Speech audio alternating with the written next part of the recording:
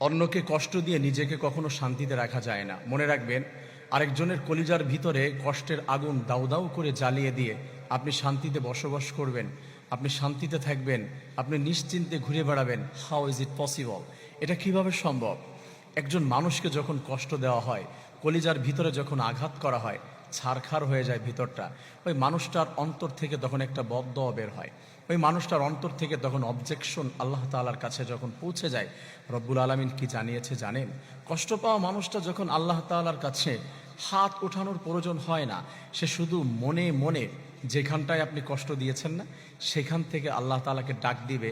রব্বুল আলামিন বলে উইথাউট ভায়া, কোনো মাধ্যম ছাড়াই আল্লাহ তাআলার কাছে পৌঁছে যায় এবং আল্লাহ রব্বুল আলামিন তার প্রত্যেকটি অবজেকশন, প্রত্যেকটি বদদোয়া, প্রত্যেকটি দোয়া আল্লাহ তাআলা কবুল করে নেয়।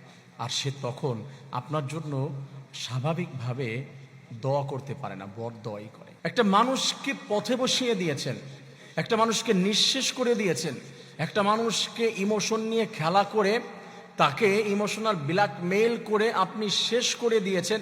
তার সারা রাত কান্না করার কারণ হয়েছেন, তার বালিশ ভিজানোর কারণ হয়েছেন আপনি। ওই মানুষটার সমস্ত শখ আহ্লাদ, ভালোবাসা, বন্ধুদের সাথে মেশা, আত্মীয় স্বজনদের সাথে বিহেভ, সব কিছু চেঞ্জ হয়ে গিয়েছে ভিতরটা ছারখার হয়ে যাওয়ার কারণে। কারণ ছিলেন আপনি। আপনি শান্তিতে থাকবেন, আপনি ভালো থাকবেন কিভাবে? কিভাবে ভেবেছেন আপনি? তার কাছে ক্ষমা চান, তার কাছে মাপ চান। সে যদি ক্ষমা করে না দেয়, মনে রাখবেন সারা জীবন আপনাকে কুড়ে কুড়ে খাবে, সারা জীবন আপনাকে নিঃশেষ করে দিবে। ঘুমিয়েও শান্তি পাবেন না, ঘুমের ঘরে চিৎকার মেরে উঠবেন। কখন যেন মালাকুল মাউত ধরে, কখন যেন শাস্তি আসে, কখন যেন গজব আসে, কখন যেন তার বদদোয়া এসে মাথার উপরে পাহাড়ের মতো পড়ে, কখন যেন জাহান্নাম টেনে নিয়ে যায়। তার কাছে ক্ষমা চান, ফিরে যান তার কাছে। সে যদি ক্ষমা না করে, আল্লাহ তাআলা ইন্টারফেয়ার করবে না, আল্লাহ তাআলা ক্ষমা করবে না আপনাকে। সে বলেছে, যদি কাউকে কষ্ট দিয়ে থাকো, সে যদি মাফ না করে, আমি মাফ করতে পারবো না, আমি করব না। প্রিয় ভাই বোনেরা, মানুষদেরকে এখানটায় কষ্ট দিয়ে এখানে কখনো শান্তির বীজ বপন করা যায় না। সে শান্তি নয়, জ্বালিয়ে পুড়িয়ে দেয়। মানুষকে ঠকানো যে কত বড় অপরাধ। রাসূল সাল্লাল্লাহু আলাইহি সাল্লাম বলেছেন, মান গাশশা ফালাইসা মিন্না।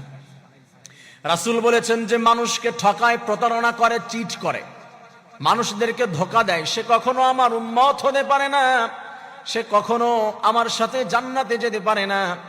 সে হচ্ছে বদদোয়ায় ধ্বংস হয়ে যাবে, নিঃশেষ হয়ে যাবে, তার সব কিছু, তার সমস্ত সাকসেসফুলের দরজা বন্ধ হয়ে যাবে, আল্লাহ ব্যর্থ বানিয়ে দিবে, কখনো সফলতায় পৌঁছাইতে পারবেন না।